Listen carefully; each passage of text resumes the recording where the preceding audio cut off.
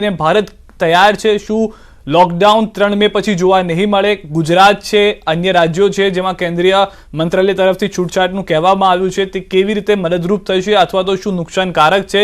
કેવી રીતે આપણે સોશિયલ ડિસ્ટન્સનું ધ્યાન રાખવાનું છે તે કહેવામાં આવશે।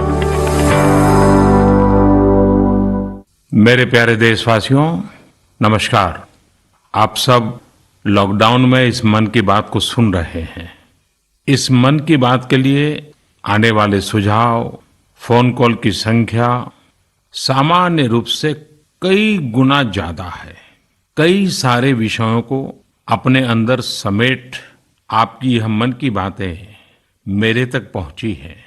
मैंने कोशिश की है कि इनको ज्यादा से ज्यादा पढ़ पाऊं, सुन पाऊं।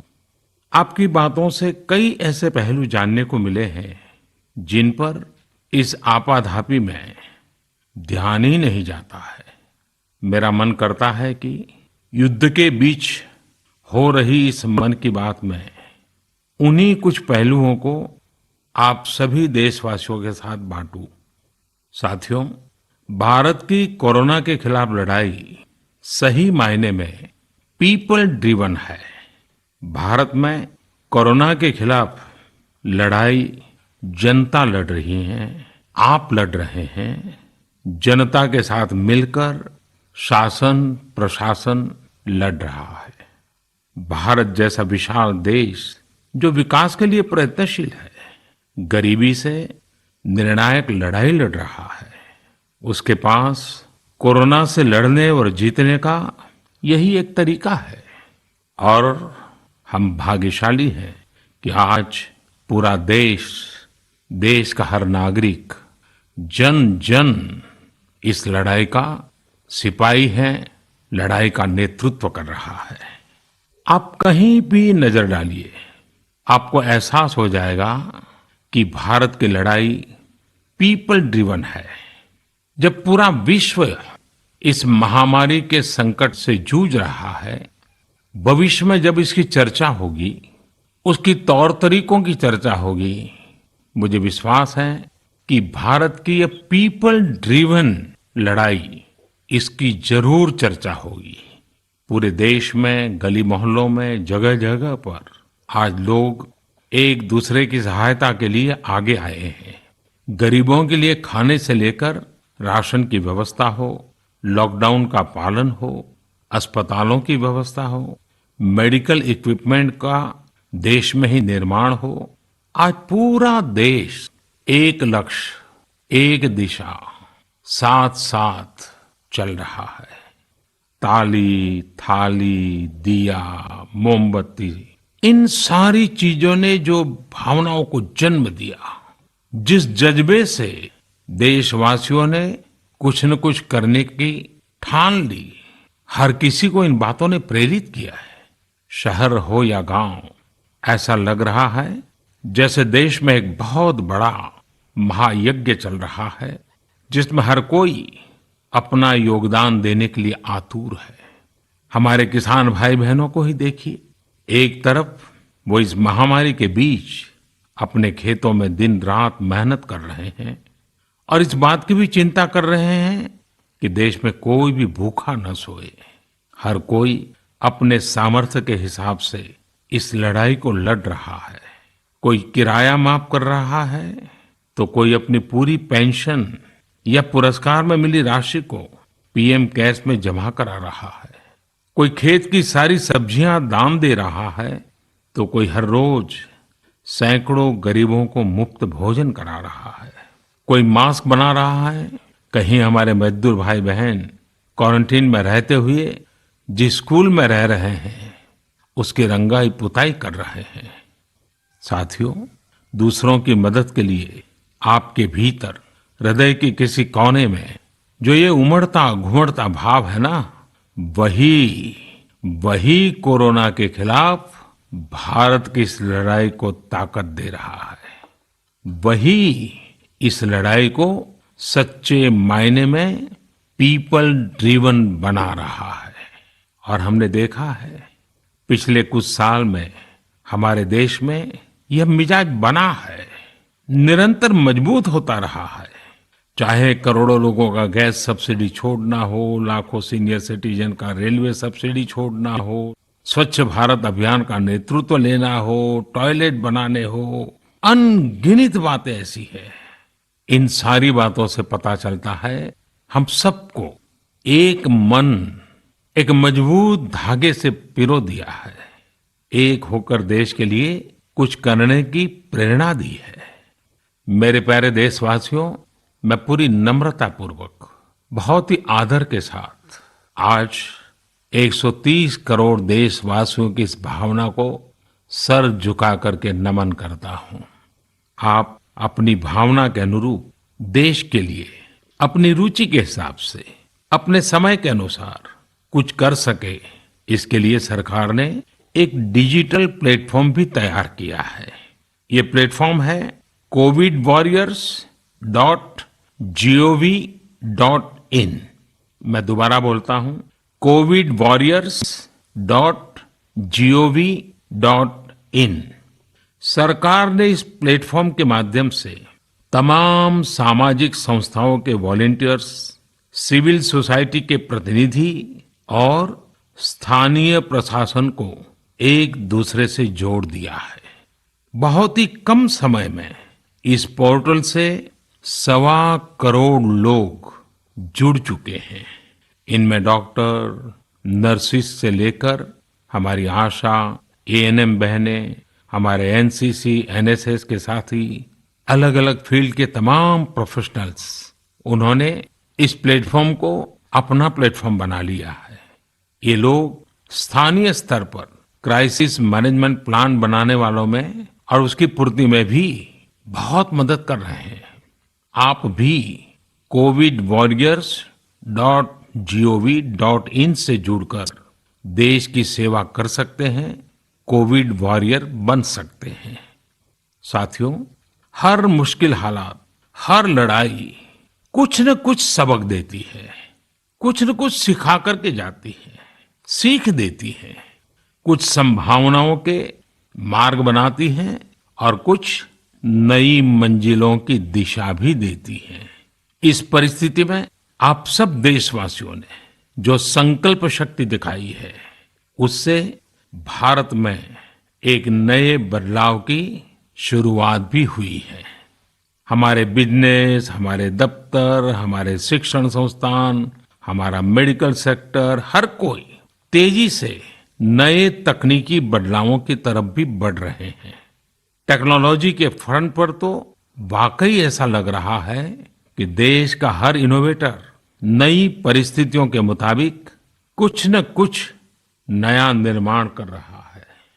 साथियों, देश जब एक टीम बनकर के काम करता है, तब क्या कुछ होता है, ये हम अनुभव कर रहे हैं। आज केंद्र सरकार हो, राज्य सरकार हो, इनका हर एक विभाग और संस्थान राहत के लिए मिलजुल करके पूरी स्पीड से काम कर रहे हैं। हमारे एविएशन सेक्टर में काम कर रहे लोग हों, रेलवे कर्मचारी हो, ये दिन रात मेहनत कर रहे हैं ताकि देशवासियों को कम से कम समस्या हो। आप में से शायद बहुत लोगों को मालूम होगा कि देश के हर हिस्से में दवाइयों को पहुंचाने के लिए लाइफलाइन उड़ान नाम से एक विशेष अभियान चल रहा है। हमारे इन साथियों ने इतने कम समय में देश के भीतर ही 3 लाख किलोमीटर की हवाई उड़ान भरी है और 500 टन से अधिक मेडिकल सामग्री देश के कोने कोने में आप तक पहुंचाया है। इसी तरह रेलवे के साथी लॉकडाउन में भी लगातार मेहनत कर रहे हैं ताकि देश के आम लोगों को जरूरी वस्तुओं की कमी ना हो। इस काम के लिए भारत के रेलवे करीब करीब 60 से अधिक रेल मार्ग पर 100 से भी ज्यादा पार्सल ट्रेन चला रही है। इसी तरह दवाओं की आपूर्ति में हमारे डाक विभाग के लोग बहुत अहम भूमिका निभा रहे हैं। हमारे ये सभी साथी सच्चे अर्थ में कोरोना के वॉरियर ही हैं। साथियों, प्रधानमंत्री गरीब कल्याण पैकेज के तहत गरीबों के अकाउंट में पैसे सीधे ट्रांसफर किए जा रहे हैं। वृद्धावस्था पेंशन जारी की गई है। गरीबों को 3 महीने के मुफ्त गैस सिलेंडर, राशन जैसी सुविधाएं भी दी जा रही हैं। इन सब कामों में सरकार के अलग अलग विभागों के लोग, बैंकिंग सेक्टर के लोग एक टीम की तरह दिन रात काम कर रहे हैं। और मैं हमारे देश की राज्य सरकारों की भी इस बात के लिए प्रशंसा करूंगा कि वो इस महामारी से निपटने में बहुत सक्रिय भूमिका निभा रही है। स्थानीय प्रशासन, राज्य सरकारें जो जिम्मेदारी निभा रही हैं, उसकी कोरोना के खिलाफ लड़ाई में बहुत बड़ी भूमिका है। उनका ये परिश्रम बहुत प्रशंसनीय है। मेरे प्यारे देशवासियों, देश भर से स्वास्थ्य सेवाओं से जुड़े लोगों ने अभी हाल ही में जो अध्यादेश लाया गया है, उस पर अपना संतोष व्यक्त किया है। इस अध्यादेश में कोरोना वॉरियर्स के साथ हिंसा, उत्पीड़न और उन्हें किसी रूप में चोट पहुंचाने वालों के खिलाफ बेहद सख्त सजा का प्रावधान किया गया है। हमारे doctor, nurses, paramedical staff, community health workers और ऐसे सभी लोग जो देश को कोरोना मुक्त बनाने में दिन रात जुटे हुए हैं, उनकी रक्षा करने के लिए ये कदम बहुत जरूरी था। मेरे प्यारे देशवासियों, हम सब अनुभव कर रहे हैं कि महामारी के खिलाफ इस लड़ाई के दौरान हमें अपने जीवन को, समाज को, हमारे आसपास हो रही घटनाओं को एक फ्रेश नजरिए से देखने का अवसर भी मिला है। समाज के नजरिए में भी व्यापक बदलाव आया है। आज अपने जीवन से जुड़े हर व्यक्ति की अहमियत का हमें आभास हो रहा है। हमारे घर में काम करने वाले लोग हो, हमारी जरूरतों को पूरा करने के लिए काम करने वाले हमारे सामान्य कामगार हो, पड़ोस की दुकानों में काम करने वाले लोग हो, इन सब की कितनी बड़ी भूमिका है, हमें ये अनुभव हो रहा है। इसी तरह जरूरी सेवाओं की डिलीवरी करने वाले लोग, मंडियों में काम करने वाले हमारे मजदूर भाई बहन, हमारे आस पड़ोस के ऑटो चालक, रिक्शा चालक, आज हम अनुभव कर रहे हैं कि इन सब के बिना हमारा जीवन कितना मुश्किल हो सकता है। आजकल सोशल मीडिया में हम सब लोग लगातार देख रहे हैं कि लॉकडाउन के दौरान लोग अपने इन साथियों को न सिर्फ याद कर रहे हैं, उनकी जरूरतों का ध्यान रख रहे हैं, बल्कि उनके बारे में बहुत सम्मान से लिख भी रहे हैं। आज देश के हर कोने से ऐसी तस्वीरें आ रही हैं कि लोग सफाई कर्मियों पर पुष्प वर्षा कर रहे हैं। पहले उनके काम को संभवतः आप भी कभी नोटिस नहीं करते थे। डॉक्टर हो, सफाई कर्मी हो, अन्य सेवा करने वाले लोग हो, इतना ही नहीं, हमारी पुलिस व्यवस्था को लेकर भी आम लोगों के सोच में काफी बदलाव हुआ है।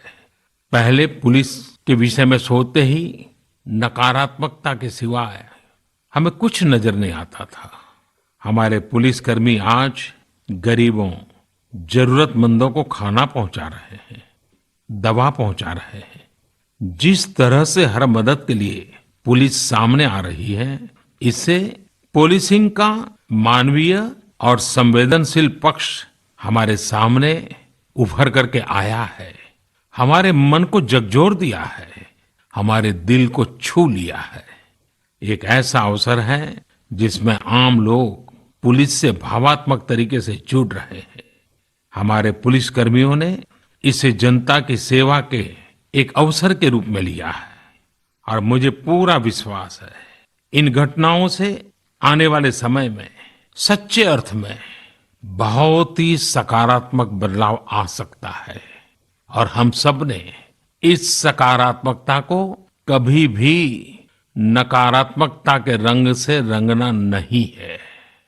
साथियों, हम अक्सर सुनते हैं प्रकृति, विकृति और संस्कृति।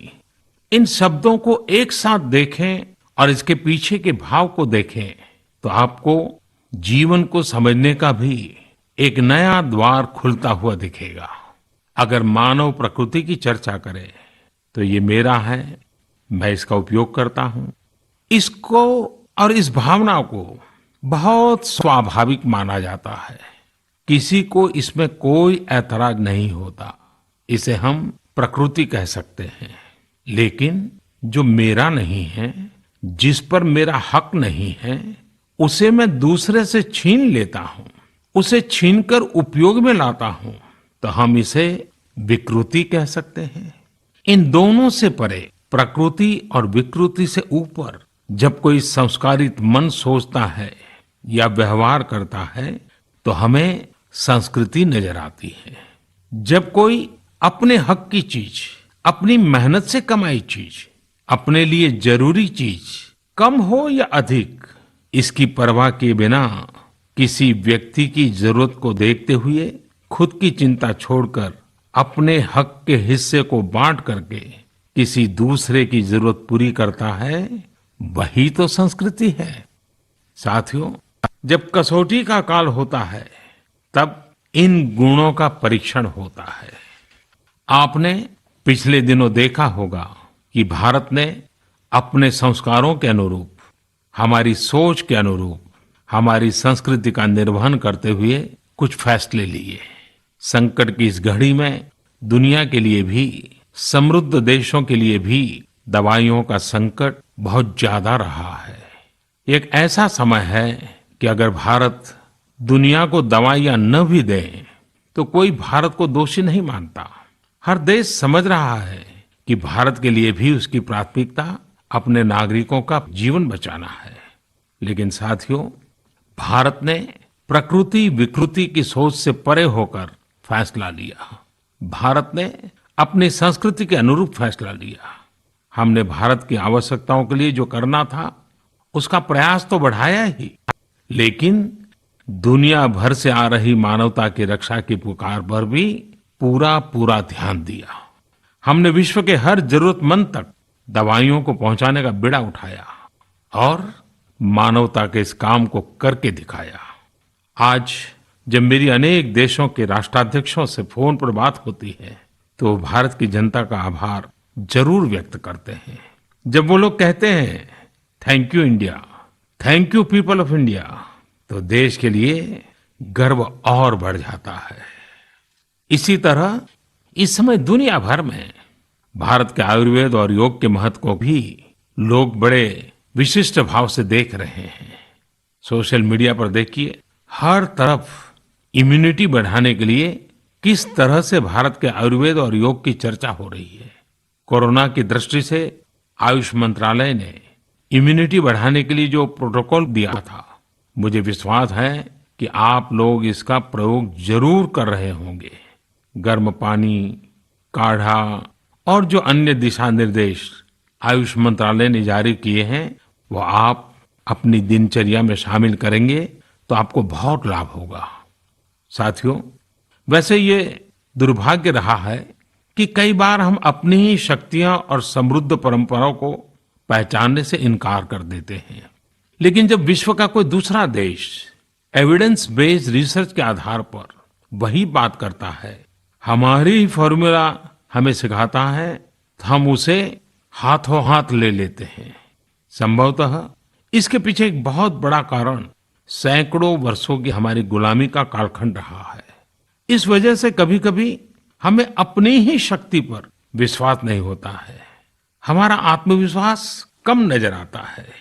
इसलिए हम अपने देश की अच्छी बातों को, हमारे पारंपरिक सिद्धांतों को एविडेंस बेस्ड रिसर्च के आधार पर आगे बढ़ाने के बजाय उसे छोड़ देते हैं, उसे हीन समझने लगते हैं।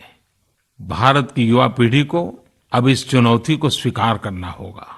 जैसे विश्व ने योग को सहज स्वीकार किया है, वैसे ही हजारों वर्षों पुराने हमारे आयुर्वेद के सिद्धांतों को भी विश्व अवश्य स्वीकार करेगा। हाँ, इसके लिए युवा पीढ़ी को संकल्प लेना होगा और दुनिया जिस भाषा में समझती है, उस वैज्ञानिक भाषा में हमें समझाना होगा, कुछ करके दिखाना होगा। साथियों, वैसे कोविड-19 के कारण कई सकारात्मक बदलाव हमारे काम करने के तरीके, हमारी जीवन शैली और हमारी आदतों में भी स्वाभाविक रूप से अपनी जगह बना रहे हैं। आपने सबने भी महसूस किया होगा इस संकट ने कैसे अलग अलग विषयों पर हमारी समझ और हमारी चेतना को जागरूक किया है।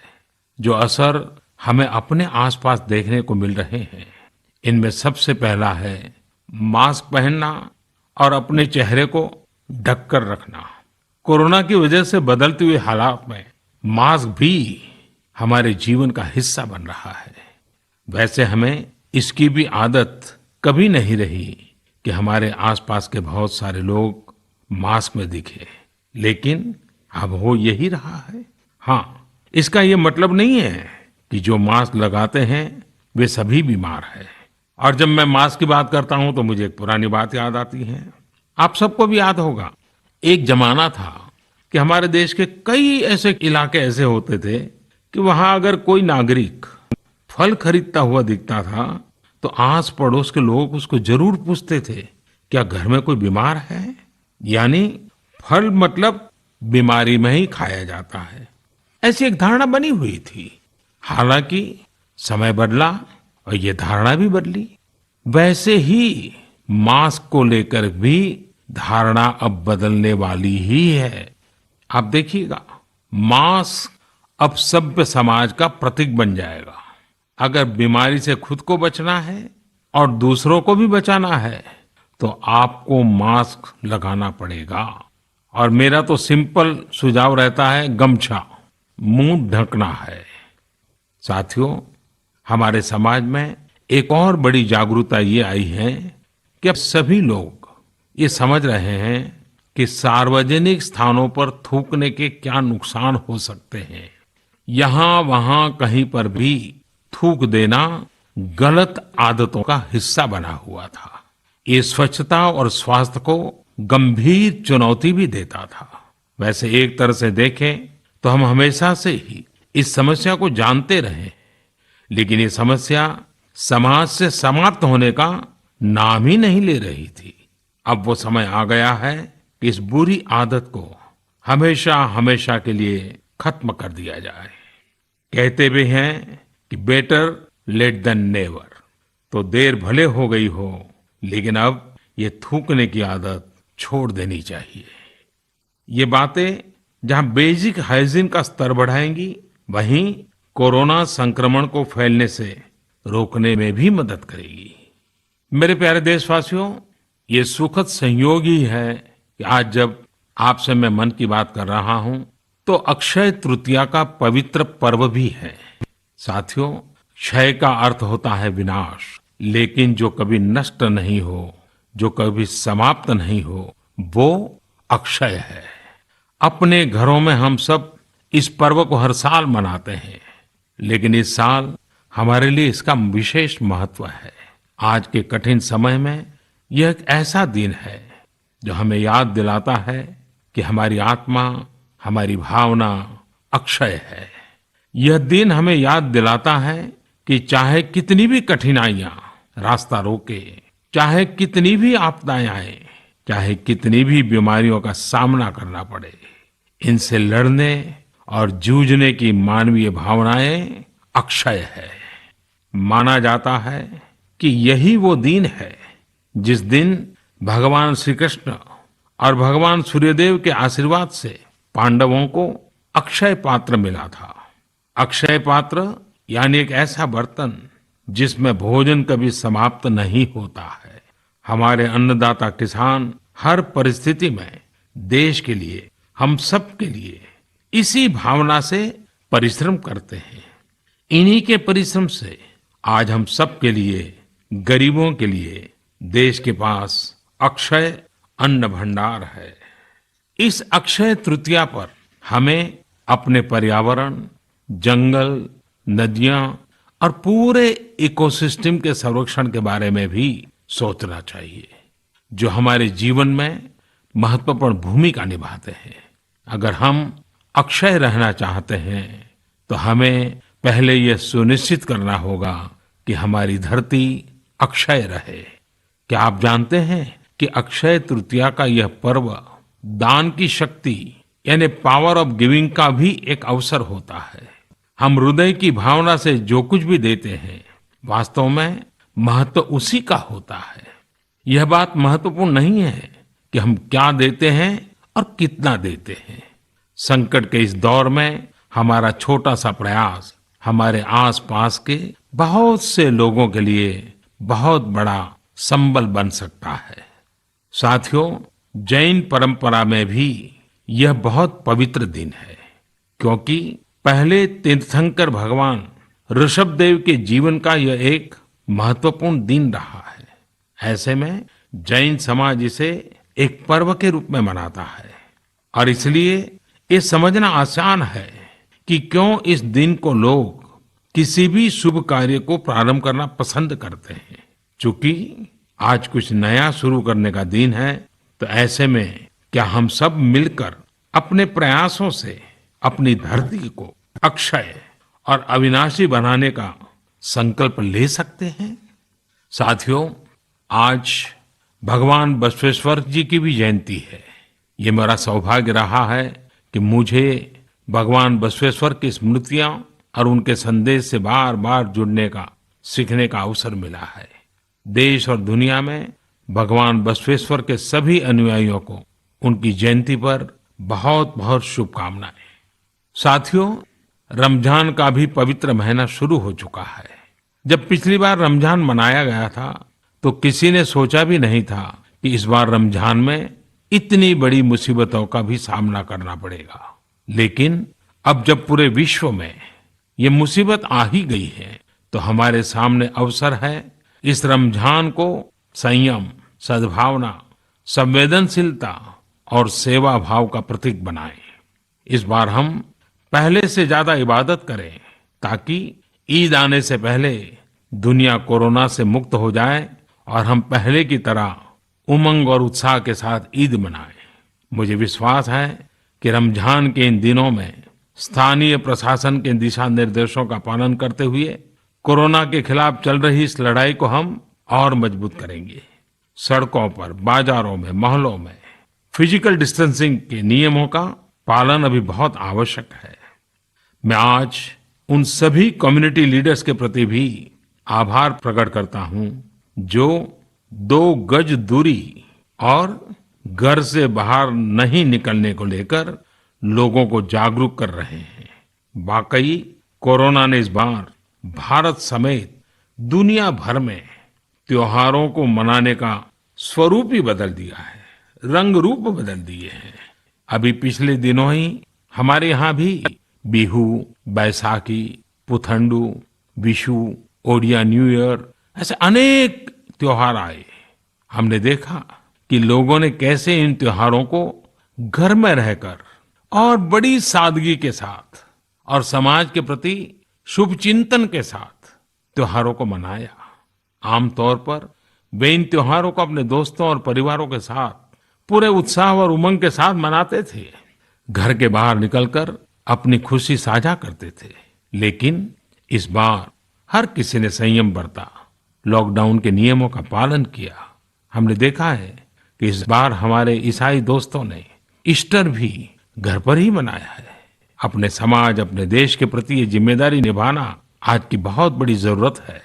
तभी हम कोरोना के फैलाव को रोक पाने में सफल होंगे, कोरोना जैसी वैश्विक महामारी को परास्त कर पाएंगे।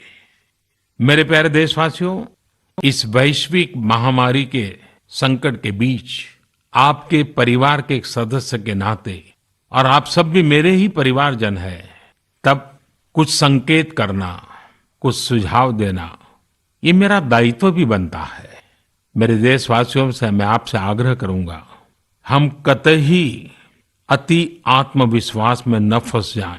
हम ऐसा विचार न पाल लें कि हमारे शहर में, हमारे गांव में, हमारी गली में, हमारे दफ्तर में अभी तक कोरोना पहुंचा नहीं है, इसलिए अब पहुंचने वाला नहीं है। देखिए, ऐसी गलती कभी मत पालना। दुनिया का अनुभव हमें बहुत कुछ कह रहा है और हमारे यहाँ तो बार बार कहा जाता है, सावधानी हटी तो दुर्घटना घटी। याद रखिए, हमारे पूर्वजों ने हमें इन सारे विषयों में बहुत अच्छा मार्गदर्शन किया है। हमारे पूर्वजों ने कहा है, अग्नि ही शेषम ऋण शेषम व्याधि शेषम तथैव च पुनः पुनः प्रवर्धेत तस्मात् शेषम न कार्येत। अर्थात हल्के में लेकर छोड़ दी गई आग, कर्ज और बीमारी मौका पाते ही दोबारा बढ़कर खतरनाक हो जाती है। इसलिए इनका पूरी तरह उपचार बहुत आवश्यक होता है। इसलिए अति उत्साह में स्थानीय स्तर पर कहीं पर भी कोई लापरवाही नहीं होनी चाहिए। इसका हमेशा हमेशा हमने ध्यान रखना ही होगा। और मैं फिर एक बार कहूंगा, 2 गज दूरी बनाए रखिए, खुद को स्वस्थ रखिए। 2 गज दूरी बहुत है जरूरी। आप सबके उत्तम स्वास्थ्य की कामना करते हुए मैं मेरी बात को समाप्त करता हूं। अगली मन की बात के समय जब मिले तब इस वैश्विक महामारी से कुछ मुक्ति की खबरें दुनिया भर से आए, मानव जात इन मुसीबतों से बाहर आए, इसी प्रार्थना के साथ आप सबका बहुत बहुत धन्यवाद।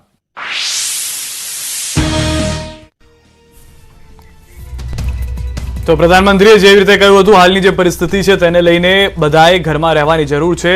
આ રમજાન સદભાવના સાથે મનાવવામાં આવે। આ વખતે દેશ માટે પણ ઇબાદત કરીએ। ઈદ પહેલા કોરોનાને ભગાડીએ તેવી પ્રાર્થના। રમજાનમાં ઘરમાં રહી અને બંદગી કરવામાં આવે, કારણ કે દુનિયાની અંદર, વિશ્વની અંદર જે તમામ તહેવાર છે તેનો આ વખતે તહેવાર મનાવવાનો સમય, સંજોગ બદલાઈ ગયો છે, પરિસ્થિતિ બદલાઈ ગઈ છે અને કદાચ તેના કારણે જ દેશ હવે અલગ અલગ રહીને પણ એક થઈ રહ્યો છે। અને આપણે બધાએ પણ સોશિયલ ડિસ્ટન્સિંગ, 2 ગજ કી દૂરી એટલે કે 2 ગજનું અંતર રાખવાનું છે। કોઈ પણ વ્યક્તિ સાથે વાતચીત કરતા પહેલા માસ્ક પહેરવું જરૂરી છે। અને સૌથી મોટી વાત પ્રધાનમંત્રીએ કહ્યું છે કે થૂકવાનું બંધ કરવું પડશે, કારણ કે કોરોના તરત જ એક્ટિવ થઈ જાય છે, તરત જ ફેલાતો થઈ જાય છે। જ્યારે કોઈ વ્યક્તિ કોરોના પોઝિટિવ હોય, અજાણતા તે કોરોના પોઝિટિવ હોવા છતાં તે થૂકી જાય છે અને ત્યારબાદ તેના કારણે અનેક લોકો સંક્રમિત થાય છે। દુનિયાએ ભારતને આભાર માન્યો છે। હાઇડ્રોક્સીક્લોરોક્વિન જે દવા આપણે આપી છે તમામ દેશોને, તેને લઈને દુનિયાએ કહ્યું છે કે ભારતની જનતાનો, ભારતનો આભાર। હાલમાં જે પરિસ્થિતિ છે, આપણે આયુર્વેદમાં આગળ વધી રહ્યા છીએ, આયુર્વેદની દવાઓથી અનેક લોકો સાજા થઈ રહ્યા છે। ત્યારે ફરી એક વખત એ ઉદાહરણ પૂરું પાડીએ। પ્રધાનમંત્રીના વાતમાં તે પણ કહેવામાં આવ્યું કે જે રીતે યોગને આપણે દુનિયામાં પહોંચાડ્યું છે, તેવી રીતે હવે આપણે આપણા આયુર્વેદને, ઔષધિઓને દુનિયા સુધી પહોંચાડીએ અને સાબિત કરી બતાવીએ કે કેવી રીતે ભારત આટલી વસ્તીવાળો દેશ હોવા છતાં પણ અન્ય દેશોની જેમ કોરોના સંક્રમિત નથી થતો અથવા તો નથી થવા જઈ રહ્યો। આપણે આ અંતર રાખીશું, આપણે ડિસ્ટન્સ રાખીશું, આપણે તમામ નિયમોનું પાલન કરીશું, જેમાં સોશિયલ ડિસ્ટન્સિંગ, ગ્લવ્સ, મોઢા પર માસ્ક પહેરવું જરૂરી હોય। આજે દરેક દેશને દવાઓની જરૂર છે અને તે દવાઓ ભારતભરમાંથી આપવામાં આવી રહી છે। ભારતની હાલના જે પરિસ્થિતિ છે તે દુનિયાને મદદરૂપ થઈ રહી છે દવાઓ પહોંચાડવા માટે, અને આપણે એ જ આશા રાખી રહ્યા છીએ કે દુનિયા જલ્દી જ કોઈક આની દવા શોધી લે, આનો કોઈ તોડ શોધી લે, કે જ્યારે હવેના સમયની મનની વાત હોય એ મનની વાત વખતે આપણે સૌ કોઈ સાથે હોઈએ।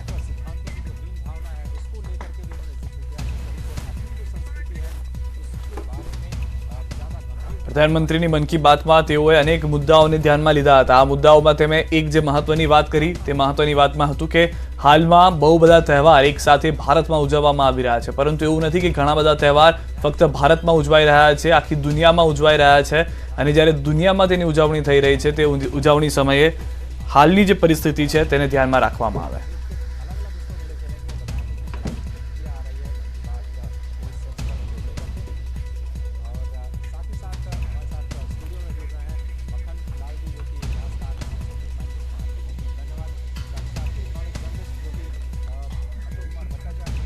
તો દુનિયા ભારતને આભાર કહી રહી છે અને તે વાત સાથે જ તેઓએ અંત કર્યો કે તમામ લોકો પોતાનું ધ્યાન રાખે, સુરક્ષિત રહે, ઘરમાં રહે અને સોશિયલ ડિસ્ટન્સિંગનું પાલન કરે। માસ્ક પહેરવાનું ન ભૂલે, માસ્ક હંમેશા પહેરીને બહાર નીકળે। જ્યારે પણ કોઈ વ્યક્તિના સંપર્કમાં આવવાનું હોય ત્યારે પણ સોશિયલ ડિસ્ટન્સિંગ જાળવેલું રાખે।